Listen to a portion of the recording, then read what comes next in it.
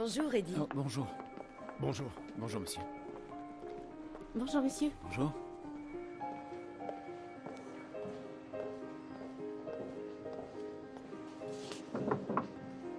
Oui, entrez. Ah, bonjour, Eddie. Bonjour, monsieur Martin. Asseyez-vous.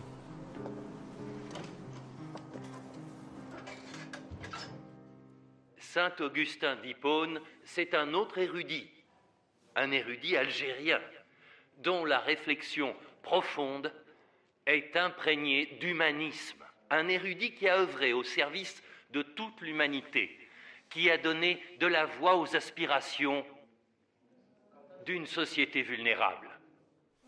Il s'agit d'un reportage qui a été diffusé sur une chaîne algérienne lors de l'inauguration de la cathédrale Saint-Augustin après sa restauration.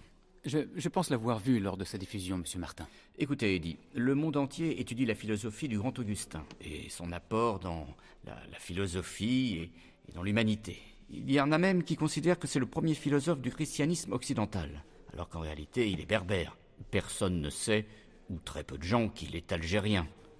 Je pense que l'occasion est trop belle, avec cette inauguration de la cathédrale Saint-Augustin, pour que vous réalisiez un docu-fiction sur Saint-Augustin. Moi? Oui, vous. Vous, parce que vous êtes l'homme de la situation, parce que vous avez notre confiance, parce que vous êtes d'origine algérienne, et je pense que cela va vous faciliter la tâche. Merci beaucoup, monsieur Martin, pour votre confiance, mais franchement, j'hésite un peu à voyager en Algérie. Écoutez, je ne comprends pas votre réaction, je trouve même ça étrange. Je pensais que vous sauteriez de joie, ne serait-ce que d'aller retrouver votre famille que vous n'avez pas vue depuis très longtemps, je crois. Enfin, de toutes les manières, ce qui est sûr, c'est qu'on ne va pas vous forcer. Mais maintenant, la prod est prête. Si vous décidez de changer d'avis, on vous laisse le temps de la réflexion, mais n'attendez pas trop longtemps. Mais... Écoutez, Eddie, réfléchissez et faites le bon choix. Salut, chérie. J'ai essayé plusieurs fois de t'appeler.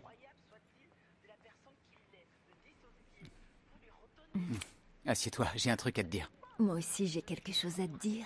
D'accord, viens t'asseoir.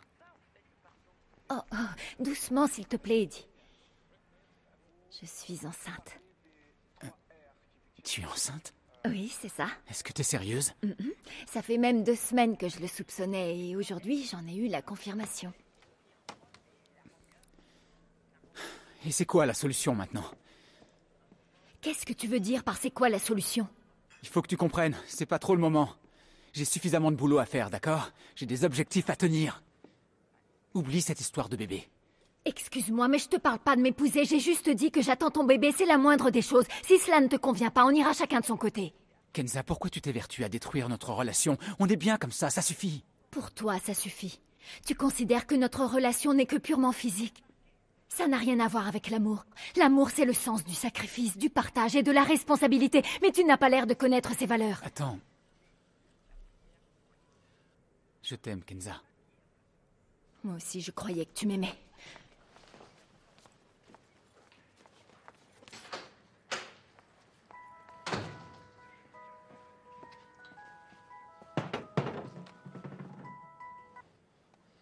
Allô, oui? Oui, monsieur Martin? Oui. J'accepte ce travail, d'accord. Très bien. Avec plaisir, merci.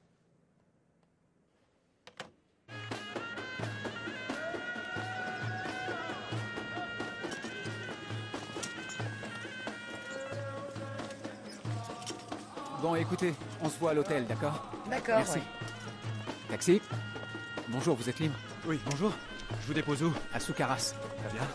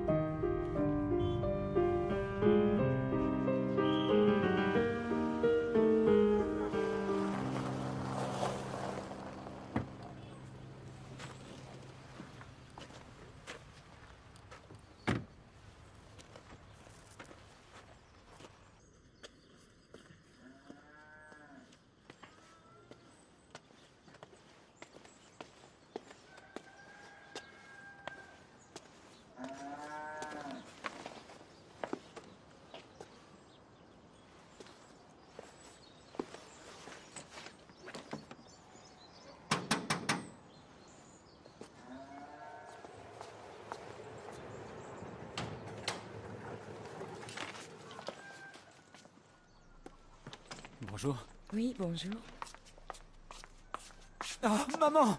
Maman! Mon fils Eddie. Oh, mon fils chéri. Comment vas-tu, mon grand garçon? Ça va, maman. Tu m'as tellement Et toi? manqué. Tu m'as Je manqué suis aussi. si heureuse. Tu changes pas. Ça fait si longtemps. Je suis tellement content. Il y a 7 ans que je ne t'ai vu. Je suis si heureuse. Oh, mon fils. Sois le bienvenu. Enfin. Et c'est Jamila, ta belle-sœur. Bonjour, Jamila. Enchantée. Comment ça va? Je suis ravie Enchantée. de faire ta connaissance. Oh, Moi Jamila, ma fille, peux-tu aller dire à ton mari que son frère vient d'arriver de France? Dis-lui de venir immédiatement ici, vas-y. Oui, j'y vais tout de suite. Merci, ma fille. Oh, attends, Jamila, attends. Dis aussi à Dima que son grand frère est à la maison. Fais vite, s'il te plaît. D'accord. J'étais sûr que le jour viendrait où ton pays finirait par te manquer. Tu sais quoi, Eddie? Avant d'être embauché à la banque, j'ai bossé dans une boîte de production. Une boîte de prod, ici, en Algérie? Oui, il y en a beaucoup, qu'est-ce que tu crois? Il y a la boîte de production, et en plus, Rahal a une chaîne de télévision. Ah oui, c'est bien. Il a une chaîne de télévision en plus. Et Youssef, tu connais bien Rahal, n'est-ce pas? Tu le fréquentes toujours. Bien sûr, c'est un de mes meilleurs amis, et on travaille ensemble depuis des années. Alors il faut que tu le vois dès que possible. Peut-être qu'il aura un poste dans sa chaîne pour mon fils Eddie.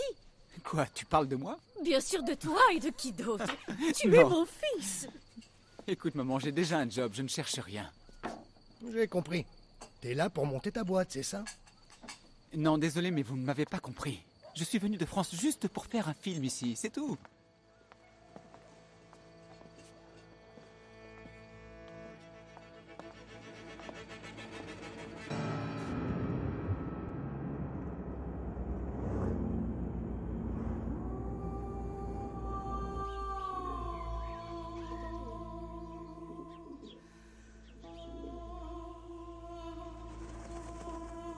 Bon, j'y vais.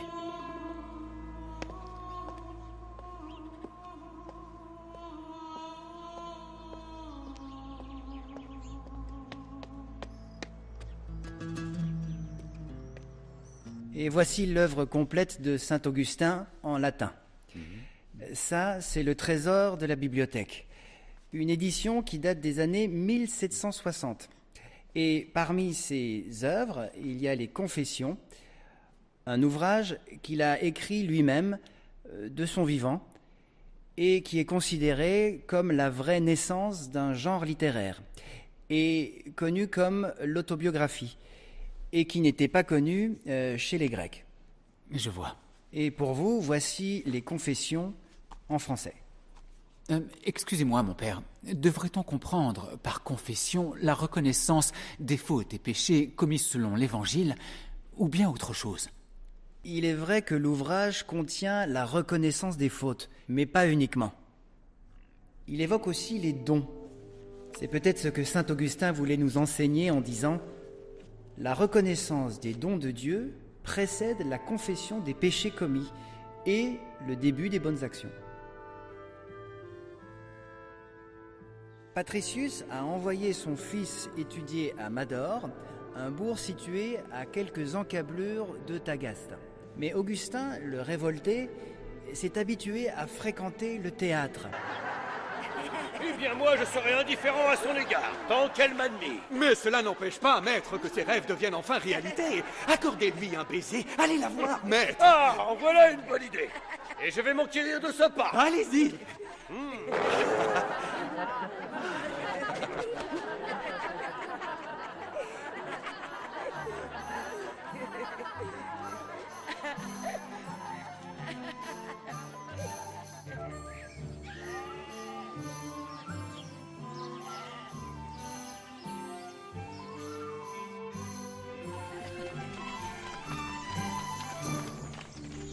Offrez-nous de ces beaux fruits de votre jardin, noble maître. Allez, serviteur, construisez-moi une passerelle.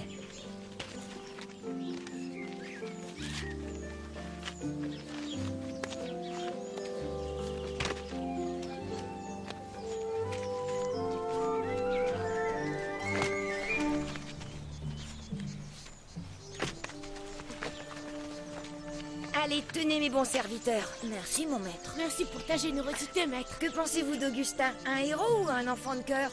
Augustin! Augustin! Augustin!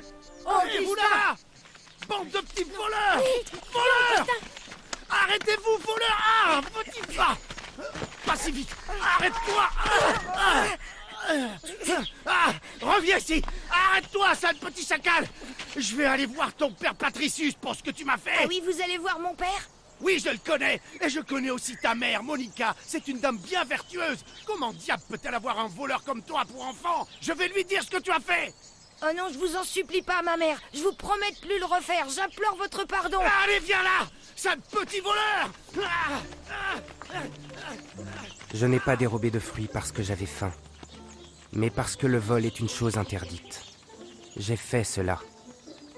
J'ai éprouvé un certain plaisir à voir mes amis m'admirer. C'est alors que je me suis rendu compte que l'être humain est naturellement porté à faire le mal. Oui, serre-moi, oui.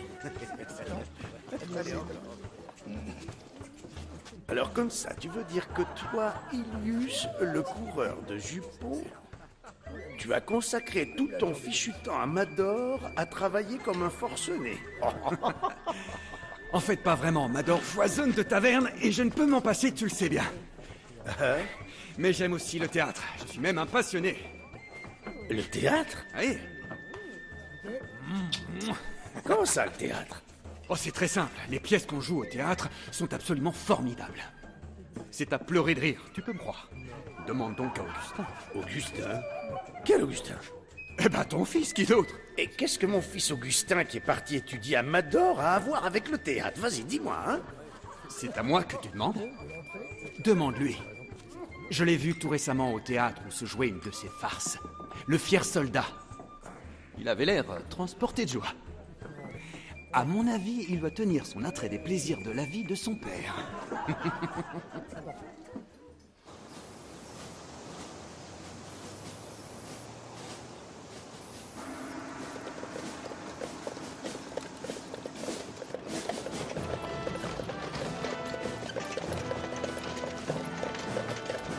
Quel honneur pour nous tous et pour Tagaste, ô grand C'est génie. Augustin, le fils de Patricius. Oui, quelle splendeur, tout cet apparat, on croirait voir un roi.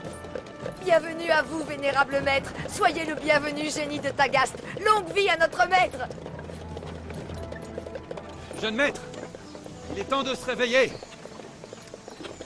On y est, on arrive à Tagaste. Monica! Monica!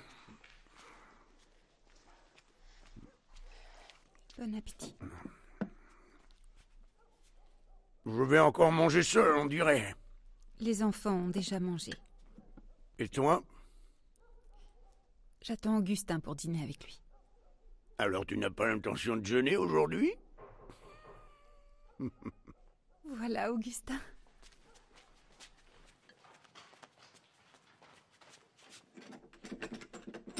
Augustin.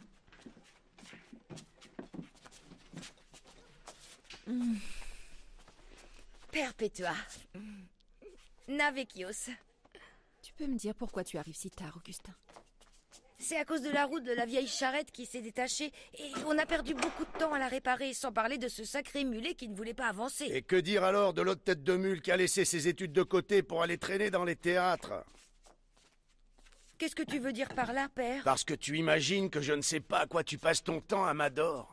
Je n'ai rien fait de mal, père. Tais-toi, t'es qu'un menteur et un idiot. Tu délaisses tes études pour traîner avec de mauvaises fréquentations et te débaucher dans les théâtres et tout ce que tu trouves à dire c'est j'ai rien fait de mal. Si pour toi aller au théâtre c'est de la débauche, regarder c'est mieux que de s'y livrer. Comment ça? Calme-toi. Pauvre folle.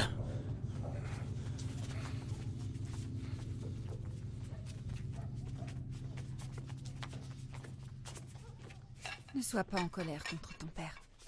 Car tout ce qu'il fait, c'est juste pour que tu deviennes un jour le plus grand orateur de toute la Numidie. Alors pourquoi il me défend de faire ce qu'il fait lui-même et plus encore, bien plus? Même si c'est vrai, tu dois lui obéir, il est ton père. Mon père, oui, mon père. Je n'arrive plus à te comprendre, mère. Comment peux-tu le défendre et parler exactement comme lui alors que c'est toi qui le fais le plus souffrir? Combien de fois je t'ai entendu pleurer quand il rentrait à l'aube en titubant, sachant avec qui il avait passé la nuit et ce qu'il faisait. Et maintenant tu prends la parole pour te mettre de son côté alors que d'habitude tu ne dis jamais rien. Je ne comprends plus. C'est normal de ne pas comprendre. Car si tu connaissais notre Seigneur Dieu et les commandements de son évangile, tu saurais alors que l'évangile m'a appris qu'en tant qu'épouse, je dois obéir à mon mari et lui pardonner, et aussi prier pour lui.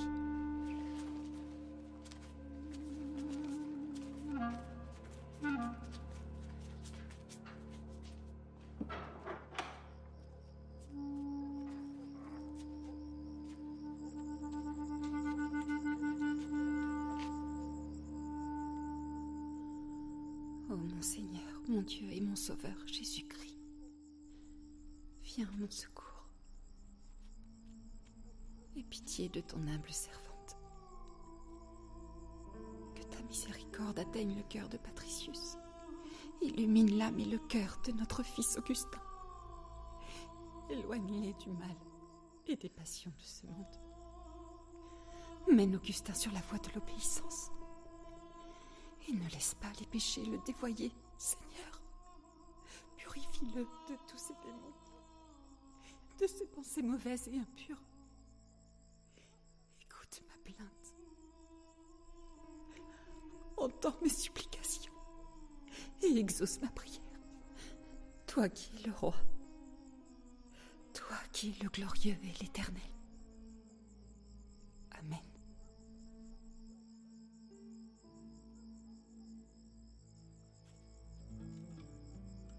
De là est né le conflit à l'intérieur d'Augustin. Conflit entre l'idéalisme de sa mère et la poursuite du monde réel. Qui suivre? Le monde emberlificoté des dieux de son père ou le chemin de soumission qualifié d'amour dans l'évangile de sa mère? Coupé. On passe à la suite, mon père. Que les dieux bénissent le très noble Romanianus. Patricius, comment vas-tu? Très bien, monseigneur. Je vous prie de bien vouloir pardonner ma venue sans vous en avoir averti. Ça ne fait rien. Qu'attends-tu de moi? Il s'agit de mon fils, Augustin. Il a abandonné ses études à Mador, cela fait déjà plus d'1 an. Pour quelle raison? Aller étudier à Mador ne lui plaisait pas. Pour être tout à fait honnête, les frais de ces études sont devenus trop lourds pour moi. Je n'arrive plus à subvenir à toutes ces charges, monseigneur. Donc tu as besoin de mon argent, Patricius? En vérité, j'ai besoin plus de votre aide que d'argent, noble Romanianus. De mon aide, tu dis? Et quel genre d'aide attends-tu? Je souhaiterais que vous m'aidiez grâce à l'influence que vous entretenez avec les nobles de Carthage, afin que mon fils Augustin puisse continuer ses études de rhétorique. À Carthage? Comme tout ça est étrange, Patricius. Comment parviendrais-tu à subvenir aux frais à Carthage alors que tu n'arrives même pas à payer ceux de Mador? J'avoue que tu m'intrigues. Tu dois être conscient que je ne vais pas pouvoir t'offrir mon aide toute ma vie. Tu sais que tu peux compter sur moi. Mais là, il ne s'agit pas seulement d'1 année ou 2. Cela risque de prendre beaucoup plus longtemps. J'en ai bien conscience. Je souhaite seulement avoir votre appui pour le début. Ensuite, je ferai tout mon possible pour le prendre moi-même en charge et qu'il réalise notre rêve. Écoute-moi, Patricius. Les ambitions que tu as pour ton fils sont certes honorables. Néanmoins, ce que je pense, c'est qu'il serait judicieux qu'elles soient réalistes. Il vaut mieux éviter de poursuivre des rêves inaccessibles. Je vous remercie, Seigneur. Mais qu'est-ce que tu as, Patricius? Je n'ai rien. Rien du tout. Allez, ne t'inquiète pas. Je suis sûre que tu as fait tout ce qu'il était possible de faire. Sois certain que le Seigneur ne nous laissera pas.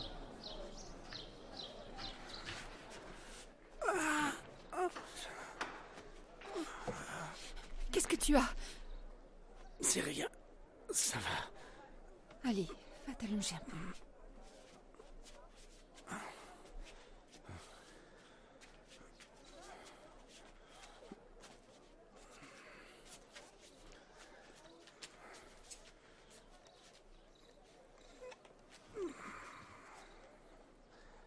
Laissons ce problème entre les mains sacrées de Dieu.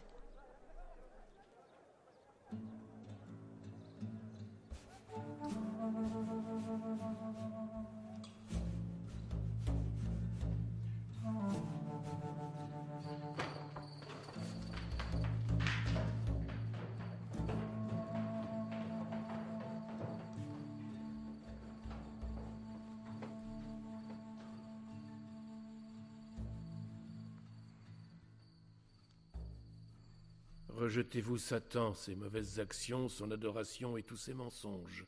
Oui, je le rejette. Acceptez-vous le Christ.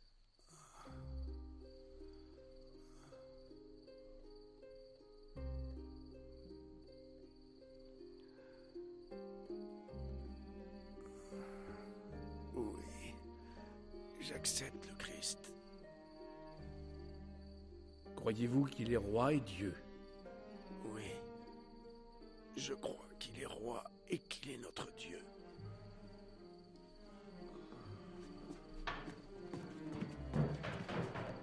Répétez après moi, je crois en un seul Dieu.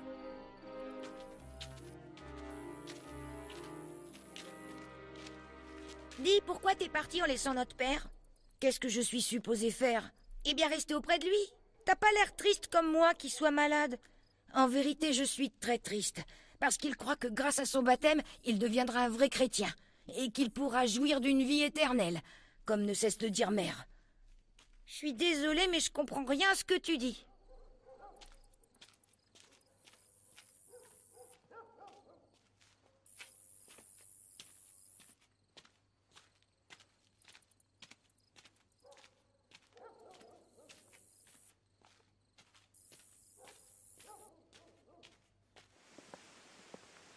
Merci beaucoup, mon père. Mais non, c'est moi qui vous remercie. Allons, on vous a pris tout votre temps. Vous avez été formidable depuis le début, donc merci beaucoup, et on s'excuse. Mais non, je vous en prie, ne dites pas ça. Vous avez travaillé dur et vous devez être exténué. Pour ma part, ma collaboration s'arrête ici, en Algérie. Quant à vous, le chemin est encore long.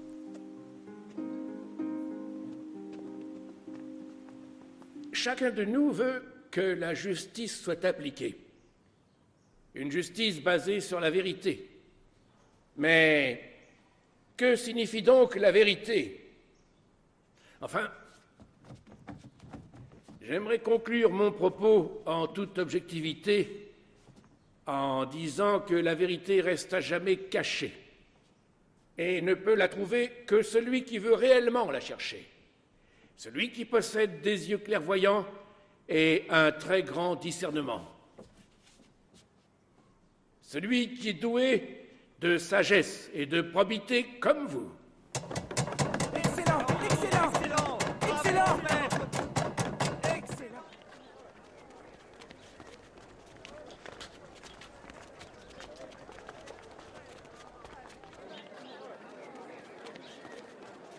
Oh, Alypius. Si seulement je pouvais devenir aussi bon orateur et aussi renommé qu'Asclépius. Allons, on n'exagère pas, mon ami. Les rêves ont aussi leurs limites. Augustin! Oh, mère! Enfin, je te trouve. Je t'ai cherché partout. Que se passe-t-il, mère? Tu vas pouvoir réaliser ton rêve. Tu vas partir à Carthage pour étudier la rhétorique et le droit. Vraiment? Oui, vraiment, Augustin. Tu remercieras Madame Abraska. Elle a réussi à convaincre son mari de tout régler pour toi à Carthage. Tu iras même habiter chez l'un de ses proches. L'âme de feu ton père, Patricius, peut se reposer désormais. Alypius, tu vois bien que les rêves n'ont pas de limite. Je veux que tu saches, mère, qu'une fois installé à Carthage, je me consacrerai jour et nuit à travailler durement. Ainsi, j'accomplirai mes études en très peu de temps. Et à mon retour à Tagaste, je serai professeur orateur. Comme ça, je serai près de toi, de ma sœur et de mon frère.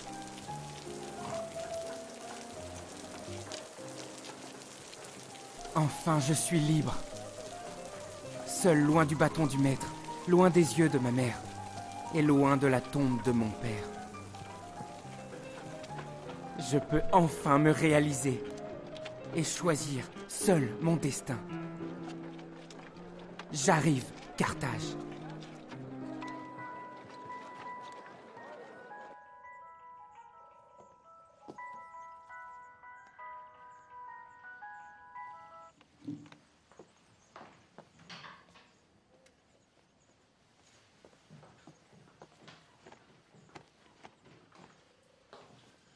Eddie! Oui, maman. Qu'est-ce que fait cette valise ici? Je dois aller à Carthage. À Carthage? Oui, Carthage en Tunisie. Je sais bien que Carthage se trouve en Tunisie. Ce qui me gêne, c'est que depuis que tu es arrivé, je n'ai pas eu le droit de te voir, ne serait-ce que plus de 10 minutes. Tu comprends ça? Tu n'as pas eu un seul mot gentil à mon attention, et pas le moindre regard de tendresse. Moi qui ne t'ai pas vu depuis plus de 7 ans. Et voilà que maintenant tu me laisses encore.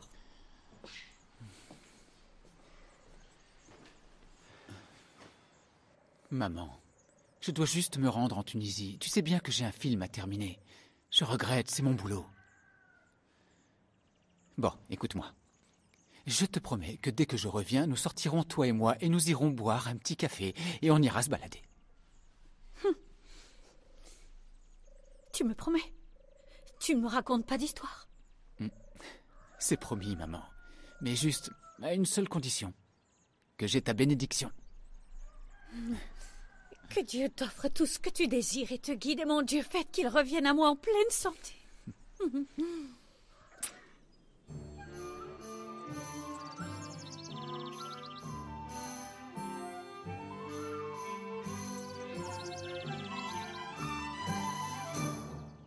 Professeur, j'ai été très heureux d'apprendre que vous aviez obtenu un doctorat en philosophie augustinienne, et surtout, précisément ici à Carthage. Je pense que votre participation ne pourra qu'enrichir notre film. Je vous remercie pour ces très gentils mots. Excuse-moi, Eddie, Oui. où est-ce que je pose la caméra? Je te dis ça tout de suite. Professeur, où sommes-nous exactement ici? Cette zone englobe tout un quartier où vivaient jadis les riches et les nobles de Carthage. Donc on peut supposer que cette maison est sans doute celle de Népridius, la demeure où avait séjourné Augustin. Oui, certainement. D'accord. Si je suis venu à Carthage, c'est grâce à mon père qui a toujours rêvé que je devienne un orateur instruit et renommé. Et aussi grâce à ma mère qui a lutté et s'est obstinée pour que ce rêve devienne réalité après la mort de mon père. En fait, tu veux poursuivre ce rêve uniquement pour satisfaire tes parents ou bien parce que tu désires plus que tout pouvoir devenir un brillant orateur? Lorsque j'étais à Mador, j'ai appris l'art de faire pleurer les spectateurs et ainsi d'écrire leurs émotions les plus profondes et les plus persuasives, afin d'assujettir le sentiment de l'auditoire, et cela a été une vraie réussite. C'est là-bas que j'ai senti que les traits qui me caractérisent commençaient à se préciser, et que l'étude de la rhétorique, de l'argumentation et de la démonstration est la voie unique qui fera de moi un futur grand orateur. Tu sais, Augustin, qu'on se ressemble tous les deux énormément, car je suis moi-même un passionné inconditionnel des débats intellectuels, et j'adore connaître et apprendre tout sur les religions et leurs origines. Les religions et leurs origines? C'est étrange. Comment ça, étrange? Tu veux dire quelle relation ont les dieux que nous vénérons avec l'étude des religions et leurs origines? Tout simplement, il n'y en a aucune. Aucune. En dehors de l'amour de la connaissance. Je t'en prie, assieds-toi.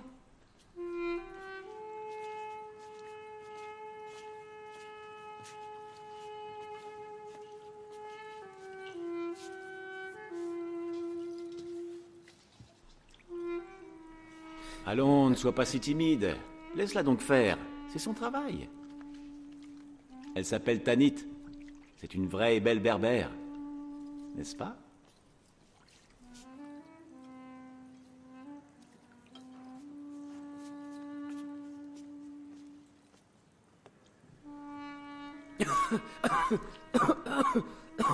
Ça n'a pas l'air d'aller, l'ami. Il semblerait que tu ne sois pas habitué à boire du vin. Ouais, c'est ça. C'est ma toute première fois. Eh bien, il faut un début à tout. Mais continue. Ton discours est fascinant. Tu parles de mon discours sur les débats intellectuels ou bien sur le vin?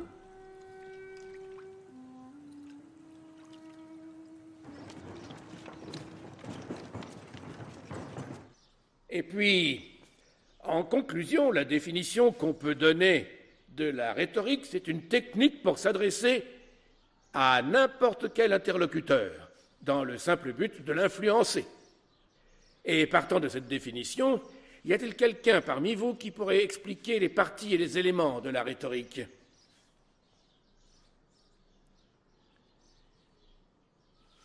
Vous, quel est votre nom? Augustin, maître. Et d'où êtes-vous originaire, Augustin? De Numidie, maître. De la ville de Tagaste. Tagaste. Je m'y suis déjà rendu il y a un certain temps de cela pour une affaire que j'avais à plaider. Je ne m'y suis pas plu. Pour être tout à fait franc, les compensations de cette affaire étaient très intéressantes. Je veux dire pécuniairement, ce qui m'a consolé.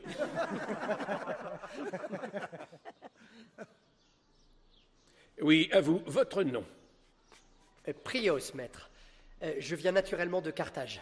Alors citez-nous donc les éléments qui concernent la rhétorique. Les règles de la rhétorique, ce sont celles qu'utilise l'orateur. Oui, bien sûr, bien sûr. Et quoi d'autre, je vous prie? C'est tout, l'orateur emploie la rhétorique et la rhétorique sert l'orateur. On peut dénombrer 5 éléments. Tout d'abord l'art, ensuite le discours, et aussi l'orateur, puis l'interlocuteur, et enfin l'influence. C'est tout à fait exact. Cependant, cela ne vous dispense pas de vous excuser d'avoir pris la parole sans demander la permission. Veuillez m'excuser pour cela, maître. J'accepte avec plaisir vos excuses. Car vous avez fait la démonstration de la confiance en soi. Vous avez manifesté de l'assurance et vous n'avez pas été troublé lorsque je vous ai traité avec un certain dédain. Bravo à vous. C'est excellent, Augustin. Vous devez tous ici vous imprégner de la qualité d'intervention dont Augustin vient de faire acte. En tout premier lieu, avoir le courage de se confronter.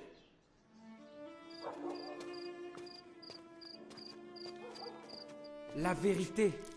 Où se trouve la vérité? Existe-t-elle réellement? Tout le monde la cherche. La vérité reste cachée, et seul celui qui la cherche la trouve. Seul celui qui possède la clairvoyance et un grand discernement la trouve. La vérité. Seul celui qui est doué de probité et de sagesse telle que vous peut la trouver. Excellent. Est-ce que notre brillant orateur désire quelque chose? Oui.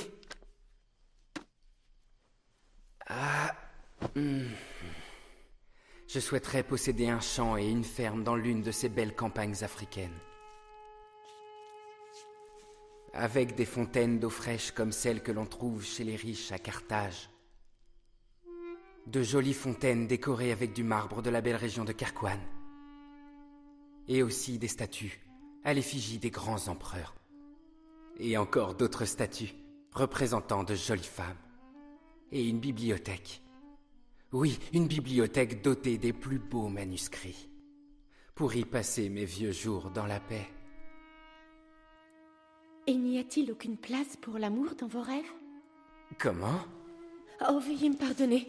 Je me suis un peu égarée, maître. Je vais préparer votre repas.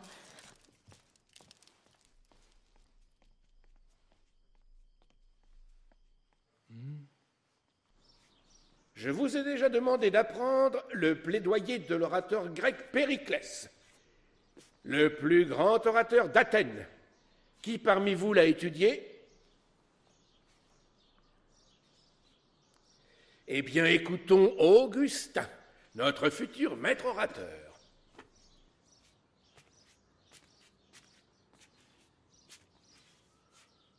Honorable assistance, je vous invite à faire de votre nation le centre de vos pensées.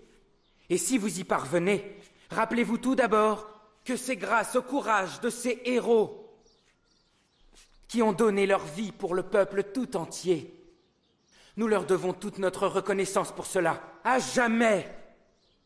Et chacun d'entre eux a eu droit à son tombeau. Je ne fais pas ici allusion à un tombeau qui contient leurs ossements retournés en poussière. Mais je pense ici à celui qui comprend leur mémoire et leur notoriété. Un tombeau, c'est ce qu'on mentionne à chaque fois que l'on parle d'honneur. La terre entière est semée de tombeaux de tous ces grands hommes.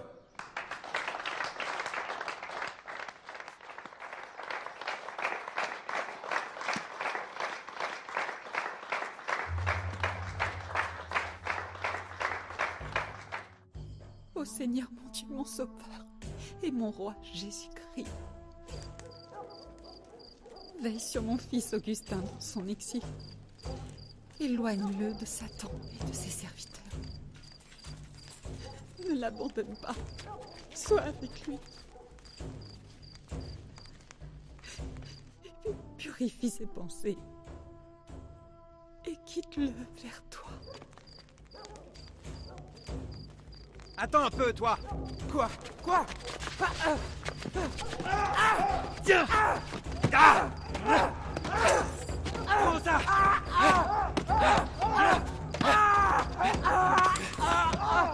Allez.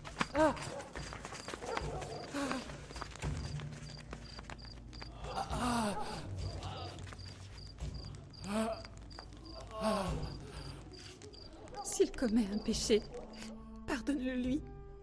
Ne lui en veux pas, Seigneur, car tu es le chemin, la vérité et la vie.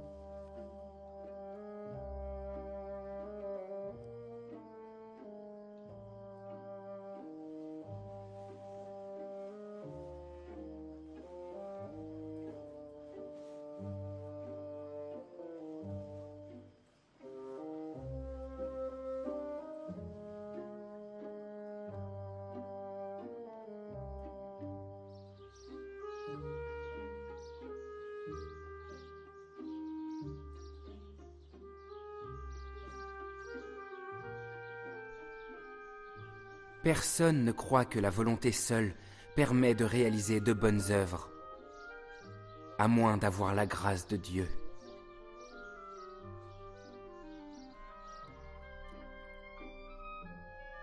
J'ai lu chez Platon et Cicéron des paroles très sages et très belles. Cependant, jamais je n'ai lu chez eux quelque chose d'aussi beau que « Venez à moi, vous tous qui êtes fatigués et chargés, et je vous donnerai du repos. »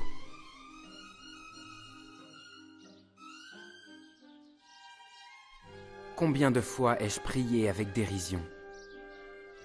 Dieu, fais que je devienne pur et que je puisse ignorer les tentations, mais pas tout de suite. Avoir la foi, c'est croire en ce qu'on ne voit pas. Et la récompense, c'est de voir ce en quoi on a foi. Quelle grande foi tu avais, mère. Quelle que soit la gravité du péché, il ne faut pas désespérer de ta miséricorde, mon Dieu. Qu'est-ce qui ressemble à l'amour? Elle a des mains pour aider les autres. Elle a des pieds pour se hâter au secours des pauvres et des nécessiteux. Elle a des yeux pour voir la misère et le besoin. Elle a des oreilles pour entendre les plaintes et le chagrin de son prochain. C'est la définition de l'amour. Oui, à vous, Augustin. Le grand maître et orateur Cicéron a dit « L'histoire est le seul témoin des temps.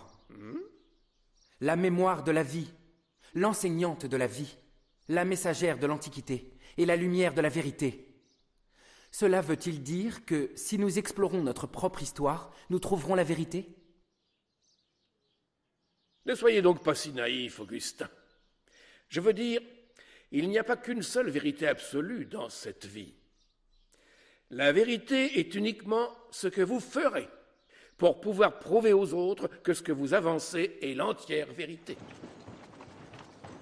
Augustin, attends-moi. Est-ce que je peux te parler si tu n'es pas trop occupé? Bien sûr, oui. J'ai bien écouté tes remarques sur la vérité avec Maître Asclépius. Oui? Je voulais juste savoir si tu as trouvé la réponse. Comme tu le sais déjà, Maître Asclépius est un très grand orateur.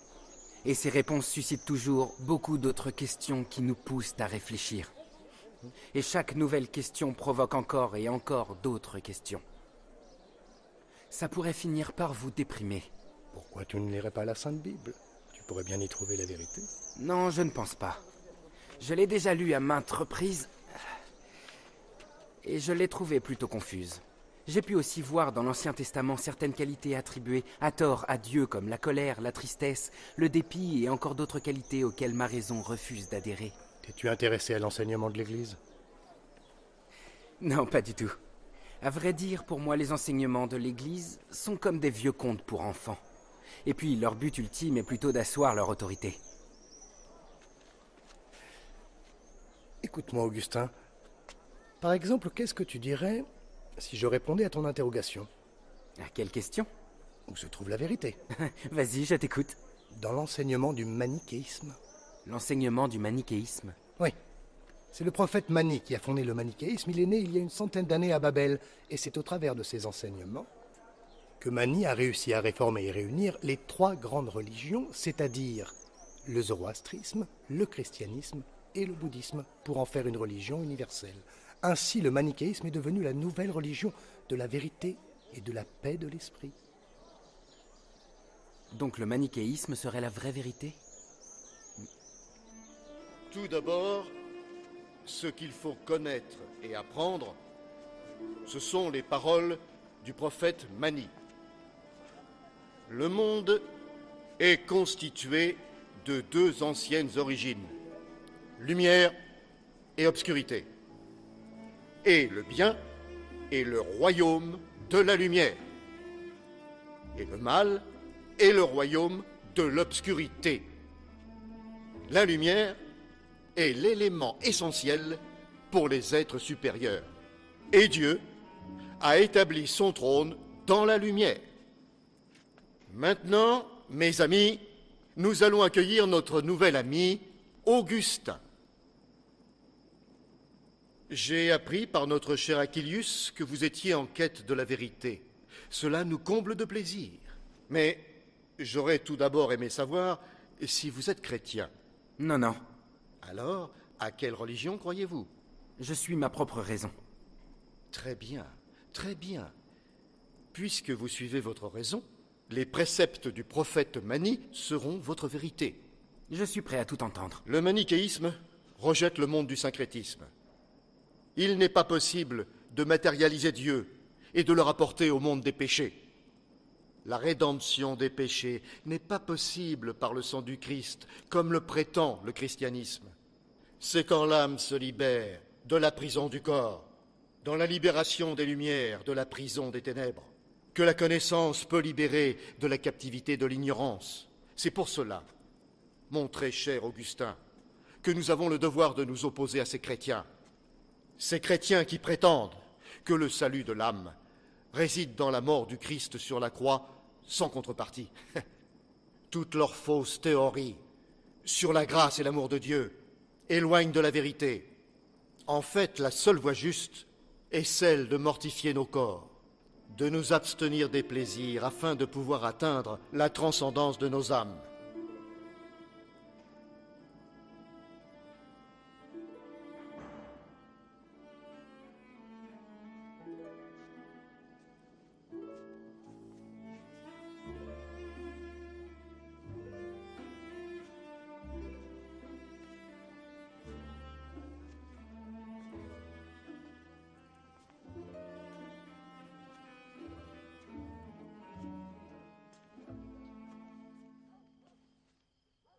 Tanit? J'étais en train de penser à toi. Tu pensais à moi?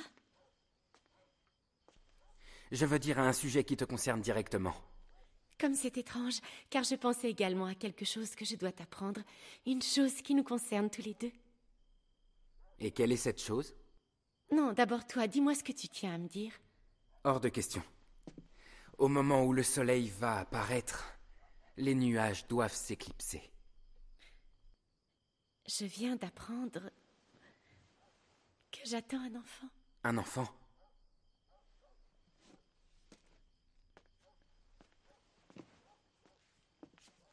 Augustin, à l'évidence, cela ne te réjouit pas. Peu importe, que Dieu veille sur toi. Tanit!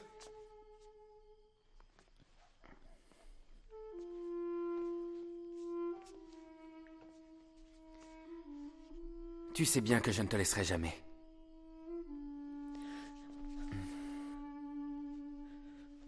Que vais-je faire maintenant?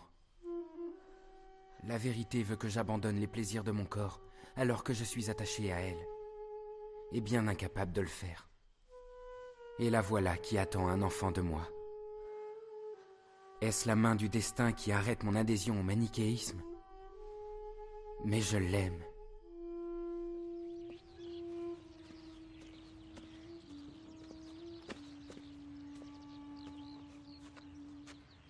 Allô, oui, Kenza? Eddie, comment ça va? Ça va bien, et toi? Je me sens un peu seule sans toi, Eddie. Pourquoi tu me laisses comme ça? Tu ne veux plus me parler parce que je porte ton enfant. J'ai besoin de savoir. Je ne te demande même pas de le reconnaître. Cet enfant aura les mêmes droits que ce soit en France ou en Tunisie. C'est pour ça que je fais tout cela. J'ai besoin de toi. Je t'aime, Eddie. Est-ce que tu comprends?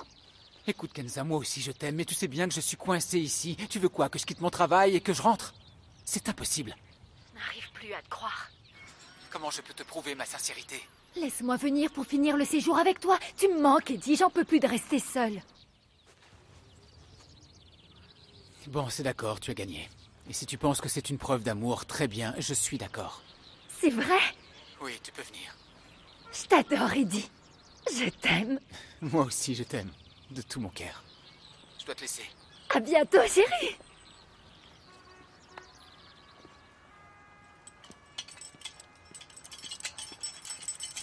Augustin est maintenant le père d'un petit garçon qu'il a eu avec Tanit, sa maîtresse. Cet enfant s'appelle Adéodate, ou Adéodatus, qui signifie don de Dieu. À cette époque, et bien qu'Augustin s'évertue à la défense du manichéisme, en fait il vivait un profond conflit intérieur. Un conflit intime. C'est ce conflit qui le poussera à prendre une décision très importante. Cette décision changera radicalement sa vie. Je dois me rendre à Tagaste. À Tagaste? Oui, Tagaste. Mon chez-moi. Et combien de temps comptes-tu rester là-bas? Ce ne sont pas des vacances. Je veux rentrer pour y vivre. Comment ça? Tu as tellement travaillé pour obtenir tout ce que tu as, ton rang à l'université, ta belle demeure luxueuse, et tes affaires, et voilà maintenant que tu décides d'aller vivre à Tagaste. Là, j'avoue, je te comprends plus. Oui, moi non plus, je ne me comprends pas, vois-tu. Mais en fait, je n'éprouve plus autant de plaisir dans tout ce que je fais. Rentrer à Tagaste et y enseigner la rhétorique me permettra peut-être de me satisfaire. Et le sentiment de faire quelque chose d'utile pour ma ville et transmettre ce savoir à ceux qui ne peuvent pas voyager est, je crois, ce dont je ressens le plus le besoin. Surtout que j'étais moi-même dans ce cas de figure à mes débuts. Ma famille a eu du mal à payer mes études. Tu sais, tu es une véritable énigme pour moi, Augustin. Tu raisonnes de brillante façon, mais tu restes encore un très grand sentimental. Il est plutôt rare de trouver la raison et les sentiments chez une seule personne. Et toi, tu seras toujours d'une grande éloquence, Néprédius. Non, je le jure sur les dieux. Ce n'est pas un compliment, c'est la vérité. Qu'est-ce que tu comptes faire pour ton fils Adéodatus? Est-ce qu'il restera avec Tanit? Pas du tout. Je l'emmènerai avec moi. Et avec ta permission, je veux emmener aussi Tanit. Tu n'as pas besoin de mon accord. Je te l'ai déjà offerte, mon très cher ami.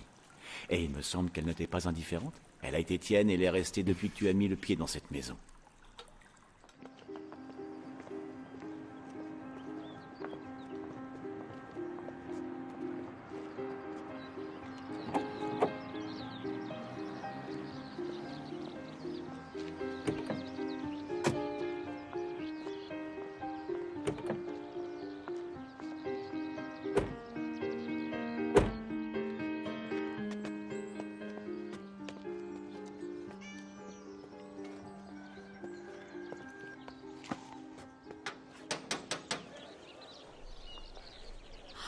Augustin.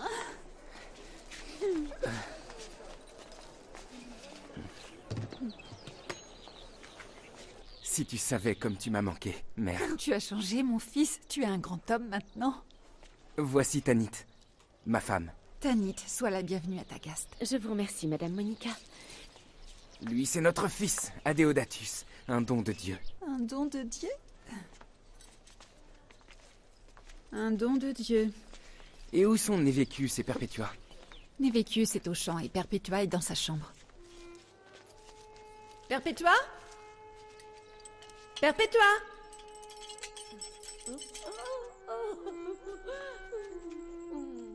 Oui.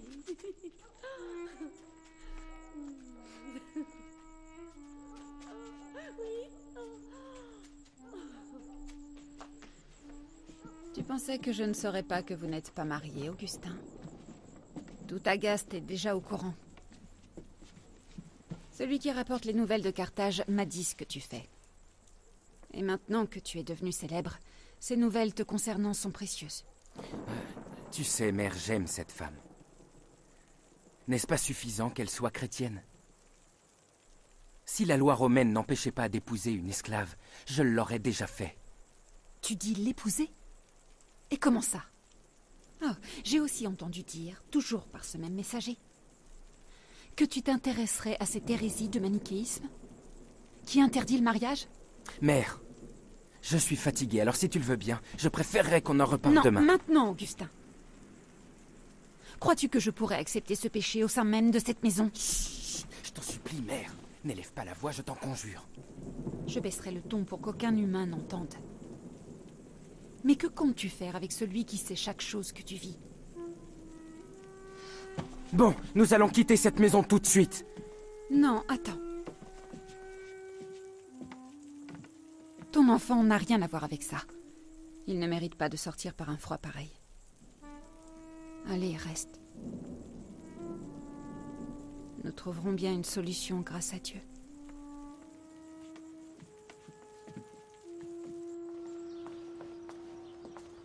Comment vas-tu, mon fils? Alors, il en est où, ton film? Ça va. On avance bien, maman. Dieu merci. À votre santé. Merci, Jamila. Tu ne m'as toujours pas parlé de Kenza. De Kenza? Kenza travaille avec moi. Elle est française, d'origine tunisienne. Et c'est tout? Qu'est-ce que tu veux que je te dise de plus? Eh bien, cette fille parle beaucoup de toi. Ça me paraît clair qu'il y a quelque chose entre vous. Oui, il y a bien quelque chose. Je l'aime et elle m'aime aussi. Voilà ce qu'il y a. Et alors? C'est tout? Où veux-tu en venir, maman? Je veux seulement te dire que l'amour en Occident n'est pas l'amour que nous connaissons ici. Et l'amour chez eux, c'est l'amour qui n'existe qu'entre le mari et sa femme. Et alors, ça change quoi, dis-moi? Pourquoi veux-tu parler de ça maintenant? J'ai du travail. Donc je peux en conclure que vous vivez comme un vrai couple. Non? Et l'enfant qu'elle a dans son ventre, c'est le tien? C'est elle qui te l'a dit? Elle n'en a pas eu besoin. Je ne suis pas aveugle. Et je l'ai remarqué à sa façon d'agir quand elle jouait avec ton neveu. À chaque fois, elle l'éloignait de son ventre. J'ai compris qu'elle était enceinte. Peu importe. Que comptes-tu faire? Tu y as pensé?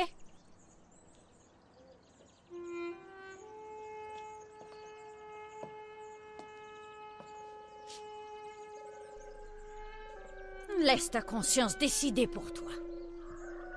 Souviens-toi juste qu'elle aussi a une famille. Tu en as conscience? Tu n'aimerais pas que ta sœur se retrouve dans la même situation, n'est-ce pas, Eddie?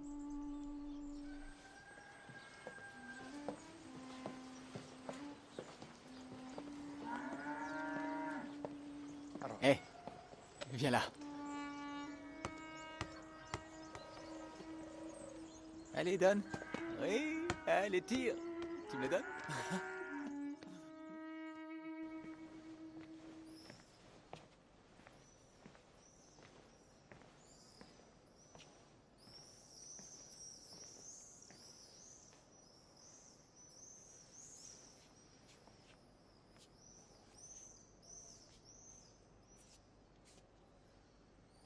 J'ai attendu avec une telle impatience qu'il revienne à Tagaste. J'ai bien cru qu'en le voyant ainsi tous les jours, mon cœur serait de nouveau en paix. Mais depuis son retour, ce n'est plus que souffrance. Il ne me reste que des regrets. Il est devenu le premier défenseur de cette hérésie qu'est le manichéisme. Laissez-le donc faire ce que bon lui semble. Et un jour, il se rendra compte qu'il n'y a rien à défendre dans ces théories, croyez-moi. Si vous pouviez lui rendre visite et lui parler, lui expliquer que vous étiez un adepte du manichéisme et que vous êtes devenu... Je vous ai dit de le laisser. Vous devez seulement vous contenter de prier pour lui, c'est tout. il finira par comprendre, à travers toutes ses lectures, l'incohérence et l'absurdité de ce courant. Devra-t-il être encore égaré pendant plusieurs années, s'il continue à s'entêter? J'avoue être en plein désarroi. Mais enfin, comment fait-il pour croire à tous ces commandements si complexes? Et pourquoi refuse-t-il la Bible et sa simplicité? N'ayez crainte, car l'enfant de ses larmes ne s'égarera jamais.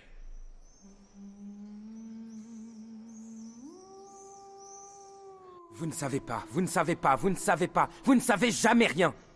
Tout ce que vous faites ne sert à rien si vous n'y réfléchissez pas. Pourquoi apprenez-vous vos leçons si vous n'aimez pas ce que vous apprenez? Le cours est fini. Sortez!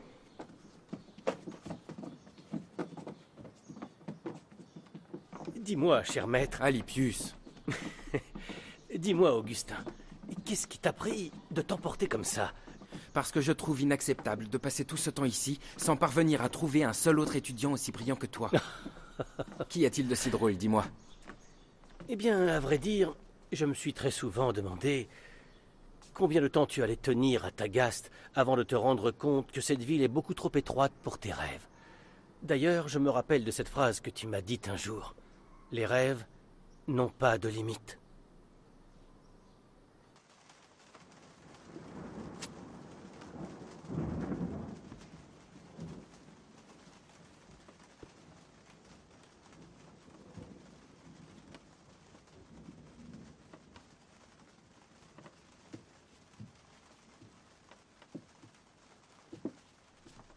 Augustin?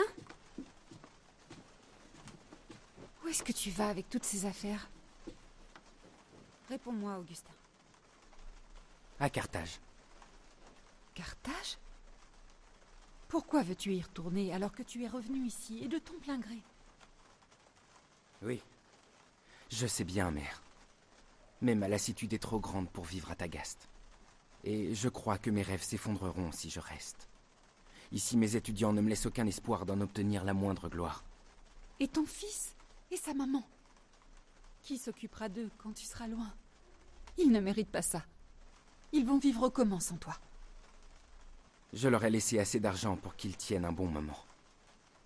Il faut que tu me crois, mère. Dès que j'aurai une bonne situation à Carthage, je reviendrai les chercher. Aie confiance en moi.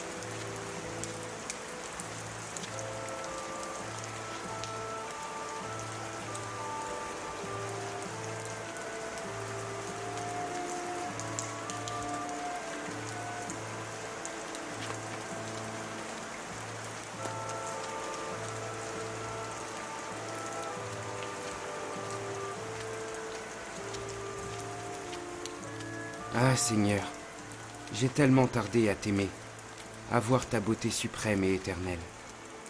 Tu as toujours été à mes côtés, mais en raison de ma rébellion, je n'ai pas pu être avec toi.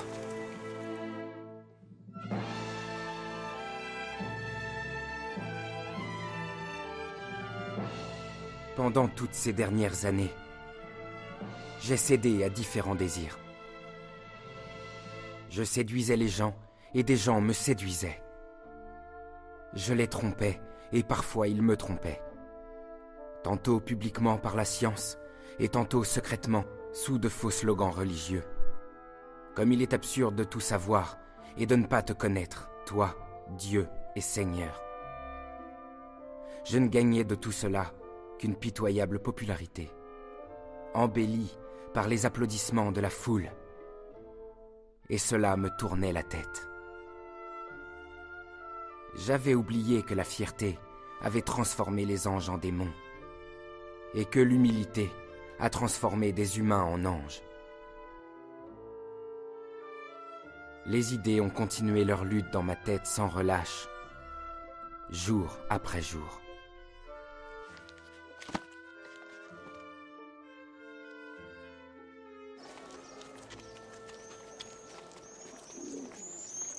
conviction? Et quelle conviction? Après tout ce temps, tu arrives encore à te poser des questions? Je me pose toutes les questions que je veux, car rien n'est acquis. Et le manichéisme, comme tout autre courant, peut aussi être soumis à des études et aux critiques. Allons du calme, Augustin. Les élèves sont en train de nous regarder, et le manichéisme a été interdit.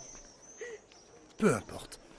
De toute façon, tes doutes seront vite élucidés par le prêtre Festus quand il rentrera de Rome très bientôt.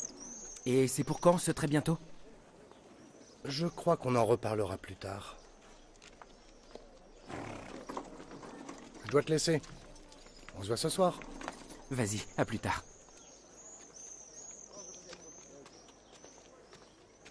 Oh, ma très chère mère. Adéodatus. Tanit, comment vas-tu? Tu nous as tellement manqué, mon chéri. Vous m'avez devancé. J'envisageais d'aller vous chercher à Tagaste. Vous avez très bien fait de venir. Allons à la maison. Allez, venez.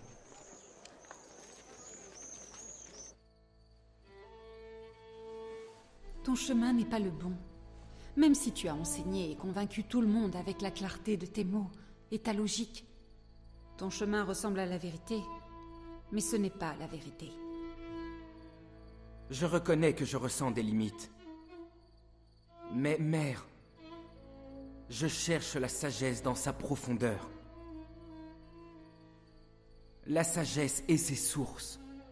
La sagesse et son sens le plus profond. C'est tout ce que je désire.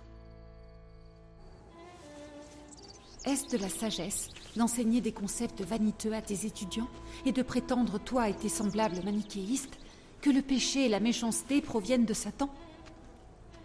Et que les êtres humains n'ont rien à voir avec cela? S'ils cèdent, c'est la faute de la méchanceté et non des méchants? Je suis surprise de voir le grand penseur Augustin adhérer à ce genre de théorie prétentieuse.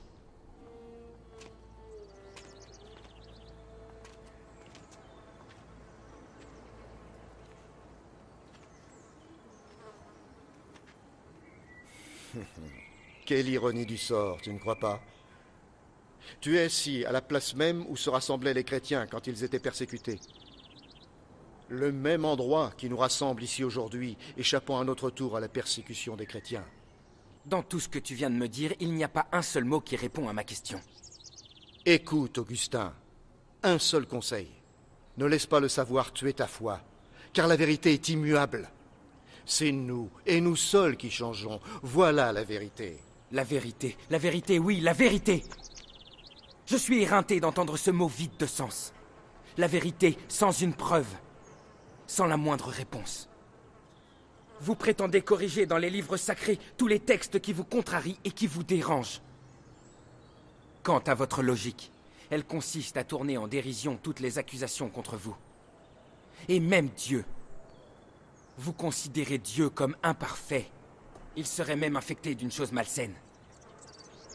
Tandis que vos propres élites dissimulent un nombre incalculable de défauts derrière une prétendue vertu.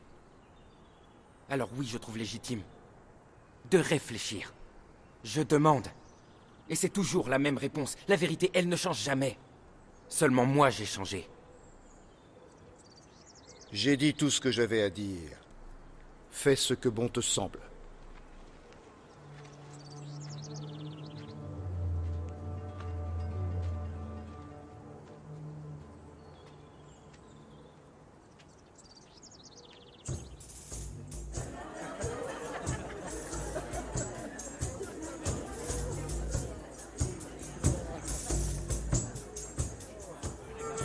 Excusez-moi de vous déranger, maître Augustin. J'ai une missive de la part du consul de Rome pour vous.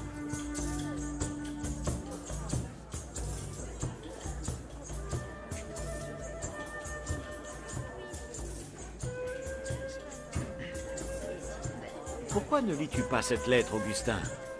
Crois-tu vraiment que ce soit le bon moment pour lire un courrier? C'est le consul de Rome, et son nom c'est bien Symmachus? Ah oui, c'est cela. Je pensais bien qu'il nous avait oubliés depuis son départ de Carthage. Qu'est-ce qu'il y a entre vous pour qu'il t'envoie un courrier, dis-moi? Cela doit être quelque chose de très important. Ah, très bien, je vais vous la lire, comme ça vous me laisserez tranquille.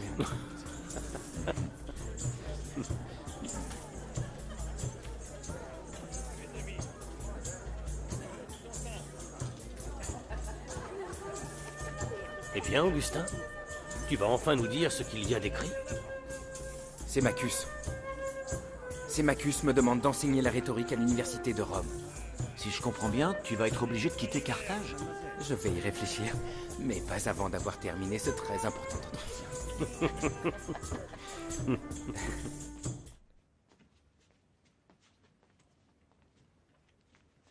Va mettre cette malle dans la charrette, j'arrive. À vos ordres, maître. Où pars-tu aussitôt, Augustin? Eh bien, je dois me rendre au port de Carthage. Un de mes amis doit embarquer pour la ville de Rome. Et il te faut prendre toutes tes affaires pour simplement aller le saluer? Eh bien, je comptais les lui donner pour qu'il puisse s'en servir, le temps qu'il s'installe sur place. De plus, c'est un très cher ami qui m'a maintes fois aidé par le passé. Ah, Adéodatus. Mon cher enfant, comment vas-tu? Je vais très bien, mon père. Tu aimerais voir la mère, Adéodatus? Oh oui, je t'ai demandé tellement de fois de m'y emmener, ça oui, j'aimerais la voir. Ton père va pouvoir réaliser ton souhait. Il va tous nous emmener jusqu'au port. Là-bas, nous pourrons respirer tout ce bon air marin.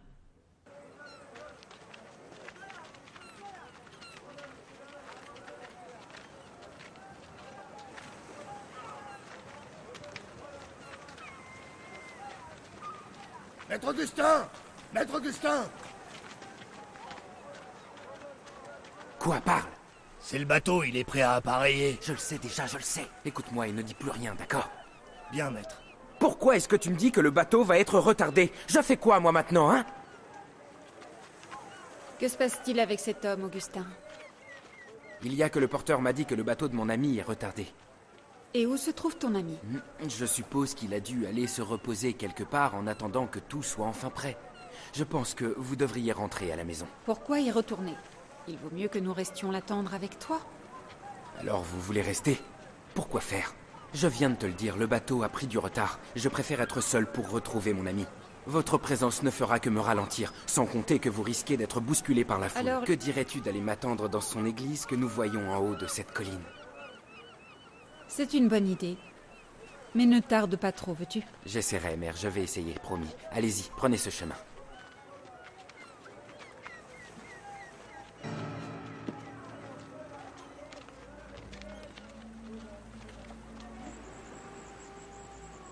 Augustin? Augustin! Augustin!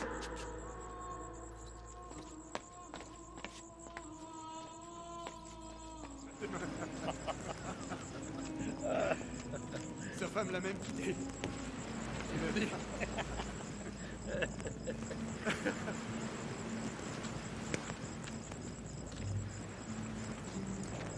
Vous n'avez pas vu Augustin? Augustin? Ah oui, et il a embarqué tout à l'heure sur une de ces embarcations qui partent pour Rome. Tout va bien, faut pas s'inquiéter.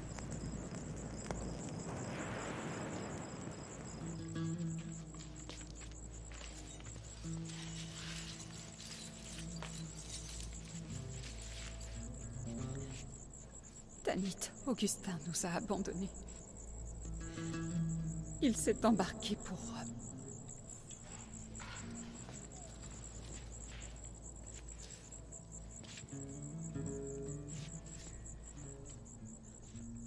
Seigneur, mon Dieu, mon Sauveur, Jésus-Christ. Pourquoi l'as-tu laissé s'en aller loin de nous? Pourquoi tu as permis cela, Seigneur? Tu m'as promis qu'il sera à toi. Jusqu'à quand va-t-il continuer à te fuir? Jusqu'à quand, mon Dieu?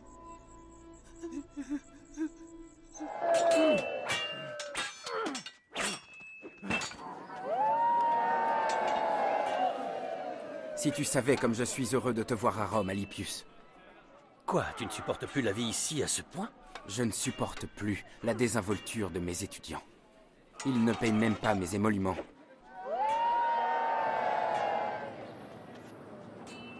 Tu peux me croire. Ici, je n'ai pas réussi à avoir un seul ami. Mon seul véritable ami, c'est le consul Sémachus. Est-ce que je dois comprendre que tu ne suis plus les manichéistes comme avant? Les manichéistes? Non, pas du tout.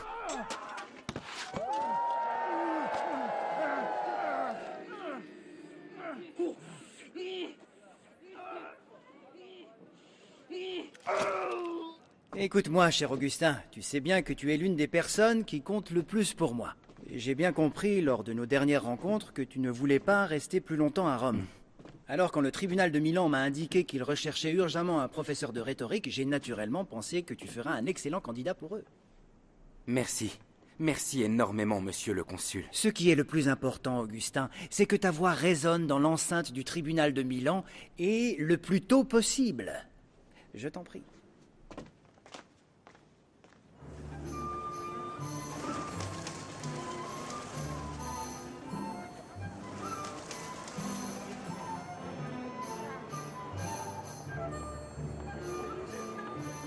J'ai été surpris et perturbé lorsque j'ai évalué le temps passé entre mes 19 ans et maintenant. Aujourd'hui, j'ai 30 ans. Je continue à vouloir profiter du présent qui s'échappe, qui fait que je me disperse, que je m'éparpille. Mon Dieu, je vais rester dans la boue si tu ne me tires pas de là. Je resterai aveugle si tu ne m'ouvres pas les yeux.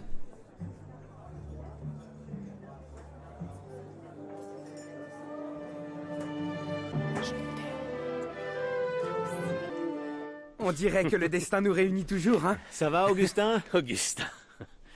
Alors, comment va ton nouveau travail? Dis-moi. Oh, la situation ici à Milan est très différente de celle de Rome. Ma position en tant que professeur de rhétorique au tribunal de Milan m'a permis d'entrer en relation privilégiée avec le palais impérial. Tu dis le palais impérial? Oui. Non. Je vais devoir me méfier de toi, Augustin. Mais non, allez, entrez. Ah. Maintenant que tu es un proche du cercle fermé au palais impérial, as-tu des nouvelles d'Ambroise? Qu'est-ce qu'il a, Ambroise? Est-ce vrai ce qu'on dit de lui à Carthage? Et que dit-on sur lui? On dit que le philosophe Ambroise n'est pas un simple évêque et un philosophe, mais aussi un penseur plutôt courageux, et qui ne craint pas tous ces nombreux complots qui se trament au palais impérial. On peut dire que rien ne semble l'arrêter. Moi aussi, j'ai entendu dire que les pires orateurs et les manichéistes aiment et prennent plaisir à se confronter à lui. C'est quand même étrange que tu ne l'aies pas encore rencontré. Pourquoi le rencontrer? Parce que tu penses que cela me sera utile si je décide de le voir ou si je m'oblige à écouter sa philosophie? Dis-moi juste comment un évêque chrétien peut devenir philosophe. Là, je te reconnais bien là, mon ami, c'est la question. À part ça, je trouve qu'il manque quelque chose dans ta maison. Où sont les femmes? Dis-moi, tu as fait vœu d'abstinence à Milan? M'abstenir, c'est pas encore l'heure pour ça, elles sont en route.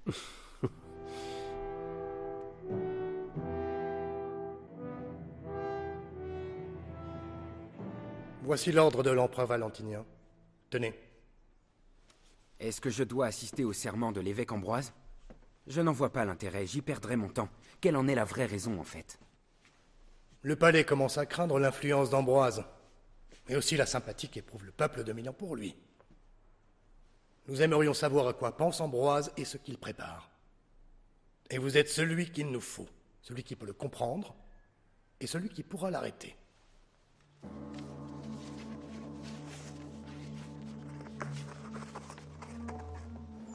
Au milieu de toutes ces contradictions, y a-t-il une solution contre l'erreur? Y a-t-il une rupture définitive avec le pouvoir de Satan?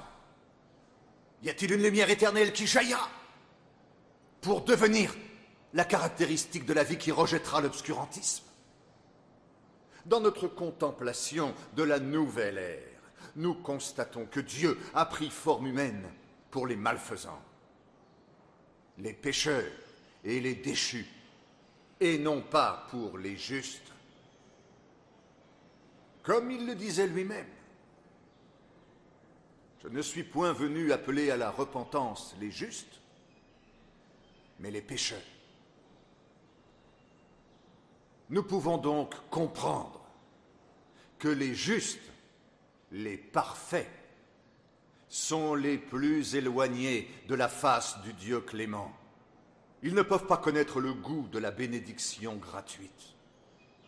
Dieu va humilier les scribes, les pharisiens et les juges des peuples. Et nous voyons là la plus grande preuve du danger, de l'autosatisfaction qui a toujours été dénoncée par Dieu.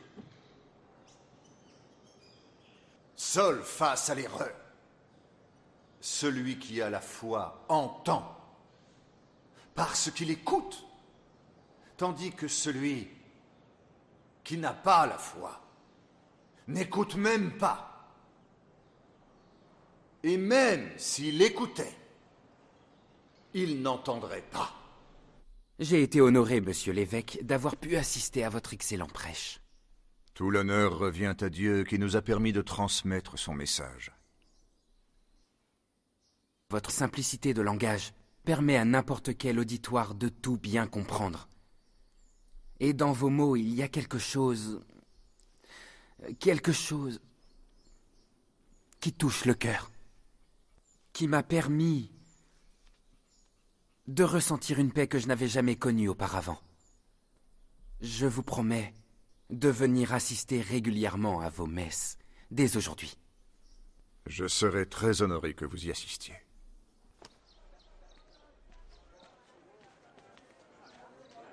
Oh, mère! Augustin, mon fils. Oh.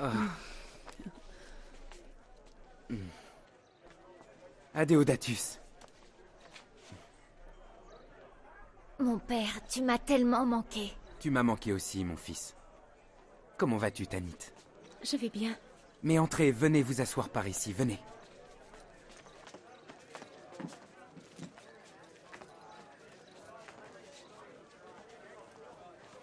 Il semblerait que vous vous soyez donné du mal pour me trouver. C'est grâce à ton ami Alypius, il nous a bien aidés. Sans lui, nous serions encore en train d'errer dans cette grande ville. Oui, Milan est une grande et belle ville. Il y a beaucoup d'églises qui feront ton bonheur, mère, et tout particulièrement l'église de l'évêque Ambroise.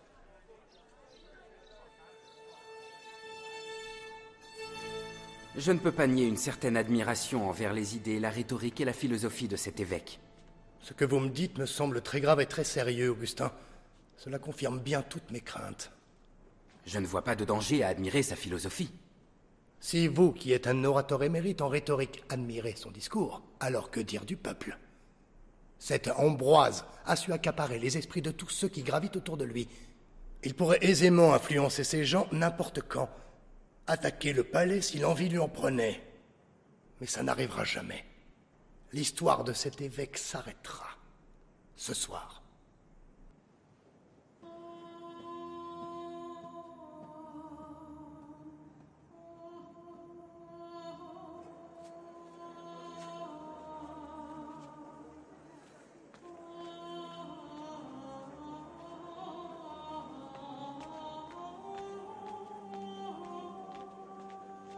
Écoute, mère. Augustin?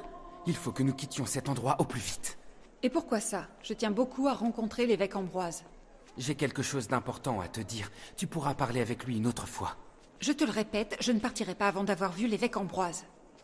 Hein? Écoute, mère. Les soldats de l'empereur sont en route pour la cathédrale. Ils viennent pour l'attaquer. Comment ça, attaquer la cathédrale?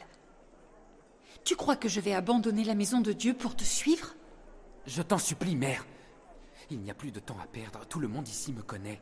Je n'ai pas intérêt à ce qu'il me retrouve précisément ici. Tu as peur pour ta réputation et ton pouvoir, Augustin. Tu n'as pas peur pour moi. Mais mère... Le sujet est clos. Si tu veux partir, libre à toi. En ce qui me concerne, je sais que Dieu protège tous ses enfants.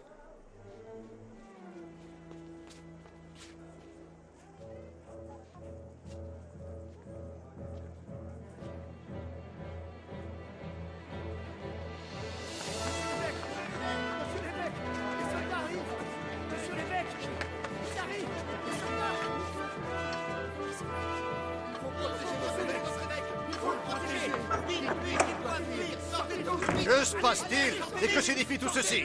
Les soldats de l'empereur ont encerclé la cathédrale et veulent l'attaquer. Mais jamais nous nous laisserons faire. Et nous les combattrons jusqu'à notre dernier souffle. Pour commencer, déposez les armes que vous avez en main. Vous devez garder uniquement les paroles de Dieu. Notre arme n'est pas l'arme du monde. Notre arme est spirituelle. Alors armez-vous de votre foi, et Dieu fera le reste.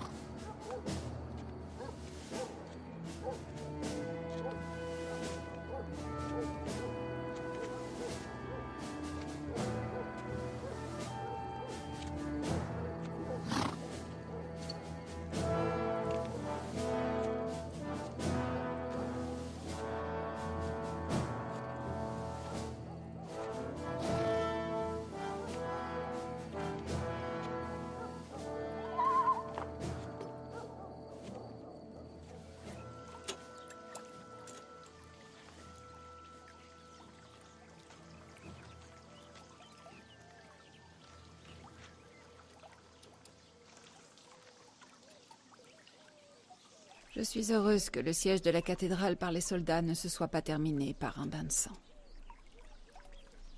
Mais je suis surprise et déçue par ton comportement. Tu avais l'air si étranger à tout ça.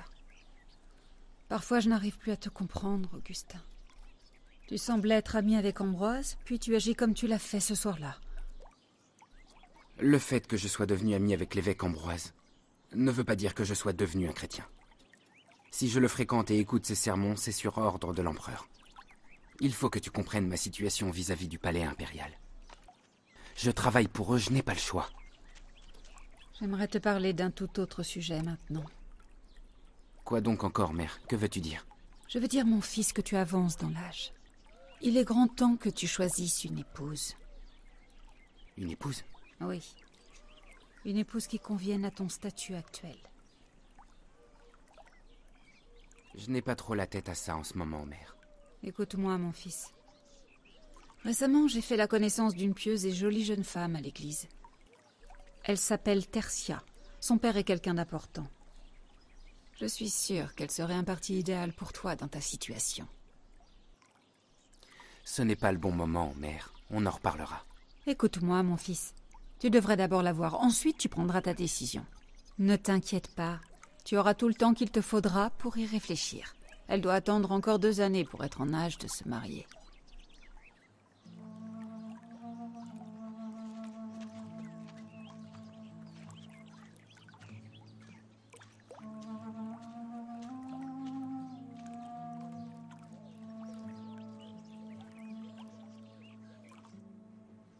Eh bien, je vais répondre à ta question, Augustin. C'est le père Simplicianus qui m'a baptisé. Et c'est lui qui a baptisé également le grand philosophe africain très célèbre, Victorinus. L'évêque Ambroise m'a souvent relaté l'excellence de votre honorabilité. Il m'a aussi beaucoup parlé de vous comme quelqu'un de très brillant en rhétorique. Augustin, je sais que le père Simplicianus s'intéresse lui aussi à la philosophie, tout comme toi. Je suis sûr que vous allez vous entendre et devenir de bons amis. C'est un grand honneur pour moi.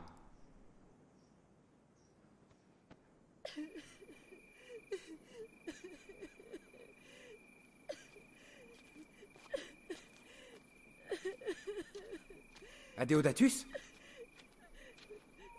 Pourquoi pleures-tu? Que se passe-t-il, fils? Parle-moi. Que se passe-t-il, mère? Il n'arrête pas de pleurer. Tanit a quitté la maison. Comment? J'ai essayé de l'en empêcher, mais elle a fui. Elle a dû entendre notre conversation sur ton mariage. Elle a préféré se sacrifier. Ainsi, elle ne sera plus un obstacle dans ton choix. J'ai tout fait pour l'en dissuader, mais je n'ai rien obtenu d'elle. En dehors de prendre soin d'Adéodatus. Elle a juré qu'elle ne sera jamais à un autre homme après toi.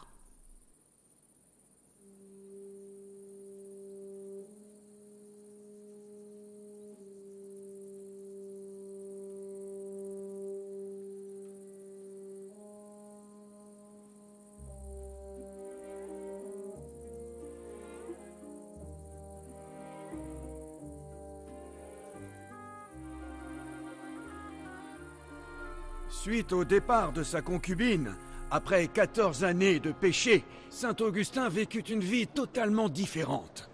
En effet, il n'aima plus jamais une autre femme comme il l'avait aimée elle. Et son souvenir resta gravé en lui toute sa vie, il ne se remaria jamais. Bon, coupé. Merci beaucoup. C'était un plaisir. Oui, un vrai plaisir. Merci. Parlez-moi, Augustin. Qu'est-ce qui vous tracasse?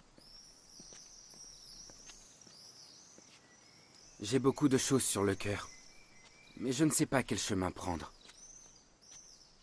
J'ai fait beaucoup de mauvaises choses. Je me suis souvent égaré.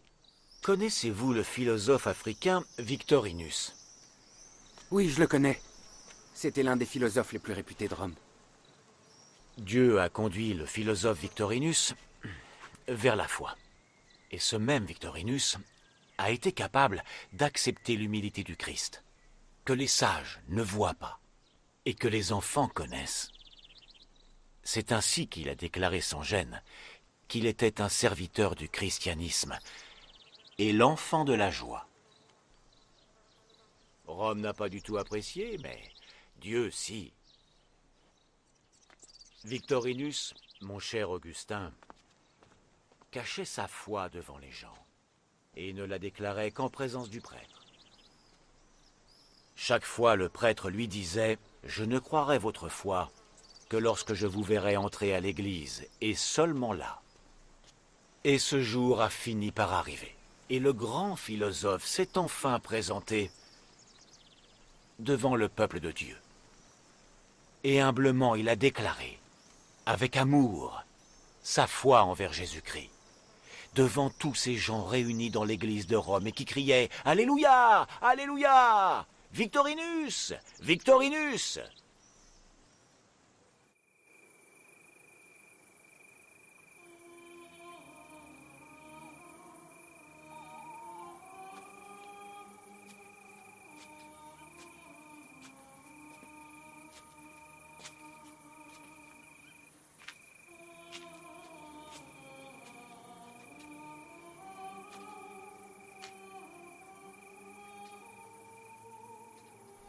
Prends-le et lis-le.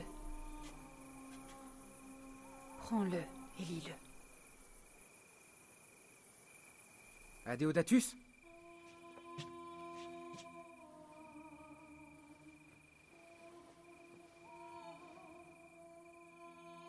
Prends-le et lis-le.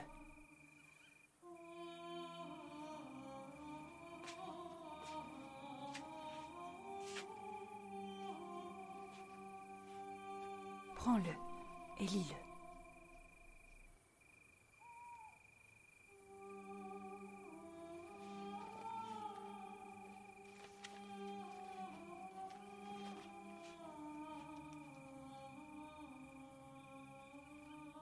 Ni en criant, ni en s'enivrant.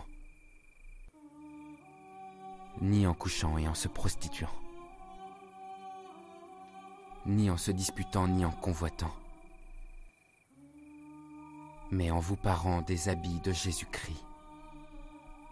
Ne préparez pas le corps pour la luxure, au désir de la chair.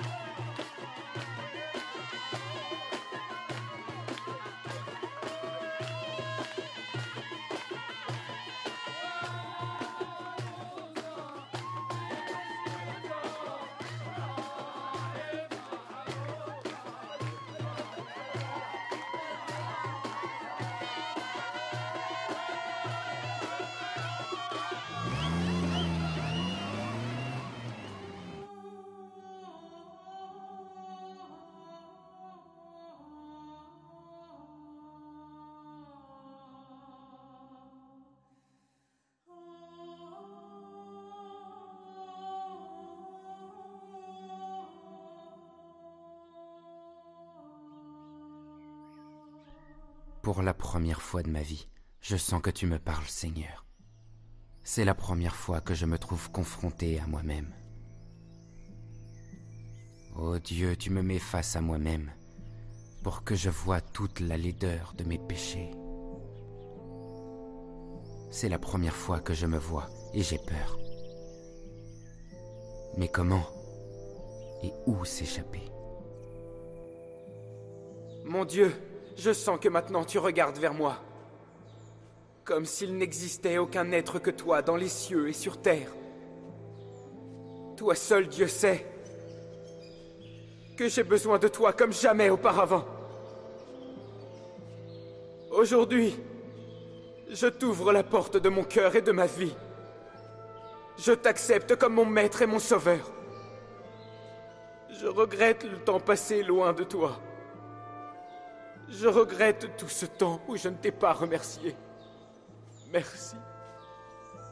Merci. Merci parce que tu es mort sur la croix pour moi. Et pour que tu reconnaisses le repentir de tous ces nombreux péchés que j'ai faits, Seigneur. Fais que je vive selon ta volonté et non selon la mienne.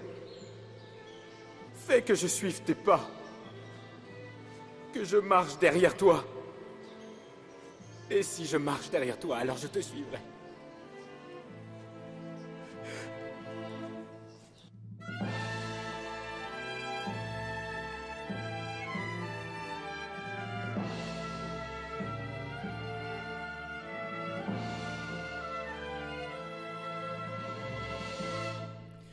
Maintenant, je sais pourquoi je n'ai pas su trouver Dieu. Parce que je l'ai cherché à l'extérieur, alors qu'il était ancré en moi.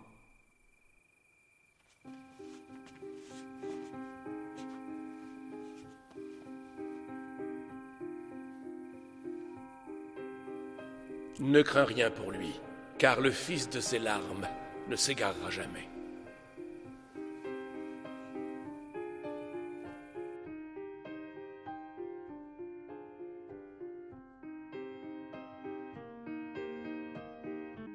Après sa libération, par son baptême, il est retourné à sa ville natale, Tagaste, puis est venu à Hippone, là où nous sommes actuellement. Il a été ordonné évêque en 395 après Jésus-Christ. Après une vie pleine d'efforts, d'enseignement et de défense de la foi juste, après avoir composé plus de 232 volumes d'ouvrages considérés à travers les âges parmi ceux qui ont éclairé et enrichi l'intelligence de toute personne qui les a lus, Augustin, âgé de 76 ans, a regagné l'honneur céleste en 430 après Jésus-Christ. C'est le philosophe, le maître, l'orateur, le révolté, le religieux et l'évêque, l'homme des plus grandis. C'était saint Augustin, le soleil d'Ifriqiya, l'évêque des simples, l'enfant des larmes.